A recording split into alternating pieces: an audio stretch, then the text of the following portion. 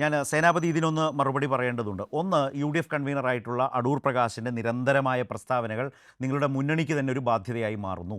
രണ്ട്, കെണിയിലകപ്പെട്ട K P C C president Sunny ജോസഫിനോട് പരസ്യമായി പോരടിക്കുന്ന പ്രതിപക്ഷ നേതാവ്, നിങ്ങളുടെ ആ പ്രധാനപ്പെട്ട നേതാക്കളുടെ ഒരു കാലം അസ്തമിച്ചതോടെ ഇപ്പോൾ നയിക്കുന്ന നേതാക്കളുടെ ഒരു അവസ്ഥയെക്കുറിച്ചാണ് ശ്രീ അനിൽകുമാർ പറഞ്ഞത്. അത് താങ്കൾ പറഞ്ഞല്ലോ അത്ര നിസ്സാരമായ കാര്യങ്ങളല്ല. അപ്പോൾ അതാണ് ഇതിലെ ഒരു ഗൗരവമായ വശം. അതിനൊരു മറുപടി കൂടി ഉണ്ടെങ്കിൽ നമുക്ക് മറ്റു വിഷയങ്ങളിലേക്ക് അല്ല, പോകും. അത് മറുപടി ഉണ്ടല്ലോ, രാഷ്ട്രീയം പറയണമല്ലോ. അതായത് ഒരു 70കളിൽ കോൺഗ്രസിൽ ഉണ്ടായ ഒരു നേതൃമാറ്റം എന്ന് പറഞ്ഞാൽ അന്നത്തെ കെ ഐ സിയും youth Congress, Oommen Chandy, A K Antony, ആ, അല്ലെങ്കിൽ എം എ ജോണ്, ആ വന്ന ഒരു നിരയുണ്ടല്ലോ, ആ ഒരു നേതൃമാറ്റം. അതിനുശേഷം യഥാർത്ഥത്തിൽ കോൺഗ്രസിൽ ഇപ്പോൾ യഥാർത്ഥത്തിൽ ഉണ്ടായിരിക്കുന്ന ഒരു നേതൃമാറ്റം ഇപ്പോഴാണ്. ഞങ്ങൾക്കൊരു പുതിയ തലമുറയും ഒരു പുതിയ ടീമും വന്നിരിക്കുകയല്ലേ. അനിൽകുമാറൊക്കെ അത്ഭുതപ്പെട്ടു പോവുകയല്ലേ. നിങ്ങളുടെ ഈ കുറെ കടൽ ഇതാണ് ആ കിഴവന്മാരുടെ ടീമെങ്കിൽ ഗംഭീരമാകും. റീൽസും അല്ല പ്ലീസ്, നുണ നിർമ്മാണവും ഞാൻ എന്ന ഞാൻ വിമർശനമുണ്ട്. ശരത്തെ ശരത്തെ അതിനുകൂടി ശരത്തെ മറുപടി. അല്ല പറഞ്ഞോളൂ ശരത്തെ പറഞ്ഞോളൂ.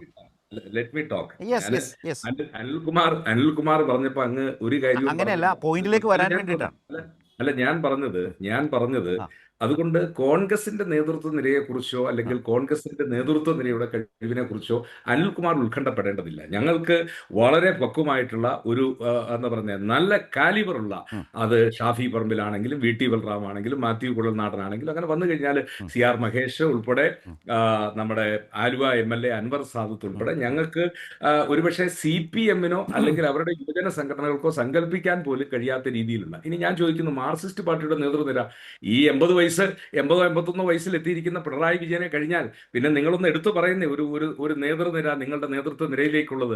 പാർട്ടിയുടെ സംസ്ഥാന കമ്മിറ്റിയുടെ ജനറൽ സെക്രട്ടറി പിണറായി വിജയന്റെ ഒരു നിഴലോ ഒക്കെ വാലോ കോലോ ചൂലോ എന്നൊക്കെ പറയുന്ന പോലെ നിഴലായി പ്രവർത്തിക്കുന്നു എന്നുള്ള, നിങ്ങൾ ഈ അഭിമാനപ്പെടുന്ന ഈ രണ്ടാം നിര നേതൃത്വം നിങ്ങളുടെ പാർട്ടിയിൽ ആരാണെന്ന് നിങ്ങളൊന്ന് പറയുന്നത് നമുക്കൊക്കെ ചർച്ച ചെയ്യാവുന്ന അല്ല, വിഷയമാണ്. ഈ മന്ത്രിമാരൊക്കെ അല്ല മോശമാണോ? അല്ല അതാണോ പിന്നെ സേനാപതി ഉദ്ദേശിച്ചത്? ഇപ്പോൾ എങ്ങനെ ഇപ്പോൾ മാത്യു കുഴൽനാടനെ ഉദാഹരിച്ചു, ഷാഫി ഉദാഹരിച്ചു, ബൽറാമിനെ ഉദാഹരിച്ചു, അങ്ങനെ കുറേ ആളുകളെ ഉദാഹരിക്കുമ്പോൾ ഇപ്പുറത്ത് മന്ത്രിമാരായിരിക്കുന്നവർ ആ പാർട്ടിയുടെ സി പി ഐ എമ്മിൻ്റെ ഇടതുമുന്നണിയുടെ മുഖമായിട്ടുള്ള വളരെ പ്രധാനപ്പെട്ട ആ നേതൃനിരയിലെ ആളുകളല്ലേ ഓരോരുത്തരും? കെ എൻ ബാലഗോപാൽ, ഞാൻ പി പറഞ്ഞത് രാജീവ്, മുഹമ്മദ് റിയാസ്, എം പി രാജേഷ്, അതോ അനിൽകുമാർ വളരെ ആവേശം കൊണ്ടത് എന്താണ്, ആ കോൺഗ്രസിന്റെ നേതൃനിര ആന്റണി മാറിയില്ല, ഉമ്മൻചാണ്ടി ഇല്ല. ഇത് ഒരു ഒരു അത് കാലഘട്ടം കഴിയുമ്പോൾ അതുകൊണ്ടല്ല ഇവരൊക്കെ മാറില്ല. സേനാപതി. നോക്കൂ, അല്ല നിങ്ങൾ അങ്ങനെ അല്ല പറഞ്ഞു കൊണ്ടുവന്ന അല്ല രാഹുൽ മാങ്കൂട്ടം എവിടെ എത്തി നിൽക്കുന്നു? രാഹുൽ അല്ല മാങ്കൂട്ടത്തെ സംരക്ഷിച്ച് ഷാഫി പറമ്പിലിന്റെ അവസ്ഥ എന്തായി?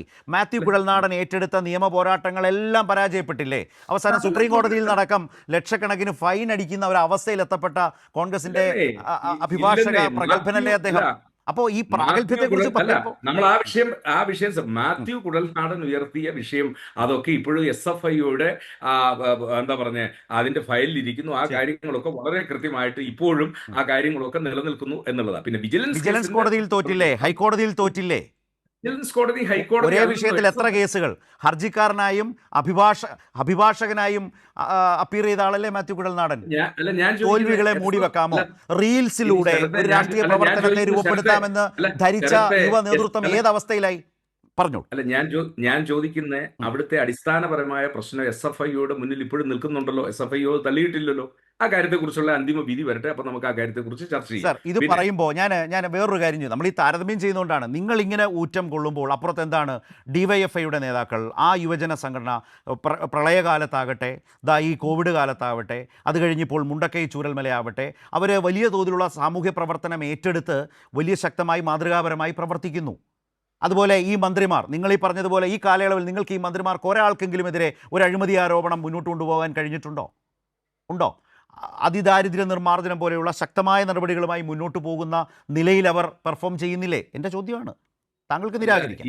ഈ ഈ എവിടെയാണ് ശരത്തെ ഈ അതിദരിദ്രരെ ആ നിർമ്മാർജ്ജനം ചെയ്തത്? നിങ്ങൾ വന്നേ, നാട്ടിലോട്ട് ഇറങ്ങി വാ. ശരി. നിങ്ങൾ നാട്ടിൽ ഇറങ്ങി വരുമ്പോൾ ഞങ്ങൾ ഇതൊക്കെ നിങ്ങളെ കാണിക്കാവുന്ന, ഇത് ഓക്കെ ഓക്കെ. ഭൗതിക ശരി ജനങ്ങളുടെ മുമ്പിൽ നിൽക്കുന്ന യാഥാർത്ഥ്യങ്ങളെ കുറിച്ചാണ് നമ്മൾ ചർച്ച ശരി ചെയ്യുന്നത്. ശരി. അപ്പോൾ അനിൽകുമാർ പറഞ്ഞ കാര്യങ്ങൾ, ഉം. കോൺഗ്രസിന് ഒരു നേതൃനിര രണ്ടാം നിര ഇല്ലെന്ന്, കോൺഗ്രസിന് ശക്തമായ നേതൃനിരയും ഉണ്ട്. രണ്ടാം നിര, അത് ഉം. കാലത്തിന്റെ ഒരു അനിവാര്യമായ ഘടകമല്ലേ. ഹൂ ആഫ്റ്റർ നെഹ്റു എന്ന് ചോദിച്ചാൽ നെഹ്റുവിന് ശേഷം ആരും ഉണ്ടാവില്ല എന്നുള്ളതല്ലല്ലോ, ഉണ്ടായി അങ്ങനെ നേതൃത്വം. പിന്നെ കോൺഗ്രസ് ദുർബലമാണ് എന്ന് പറയുന്ന അദ്ദേഹത്തോട് ഞാൻ ചോദിക്കുന്നു, ശരി. സി പി എമ്മിന്റെ ദുർബലത അതെന്താ അത് അങ്ങ് മനസ്സിലാക്കാത്ത? 3 ഓക്കെ. സംസ്ഥാനത്ത് CPM അല്ലാതെ വേറെ ആരും വരികയില്ല. മാറ്റം എന്നുള്ളത് ബംഗാളിൽ CPM ഒഴിച്ച് ബാക്കി എല്ലാത്തിനും വരുമെന്ന് പറഞ്ഞ് ഇതൊക്കെ കാലത്ത് ഓരോ കാലഘട്ടങ്ങളിൽ ഉണ്ടാകുന്ന പ്രതിസന്ധികൾ. അപ്പോ അല്ല, പ്രതിസന്ധി. കേൾക്ക് കേൾക്ക്.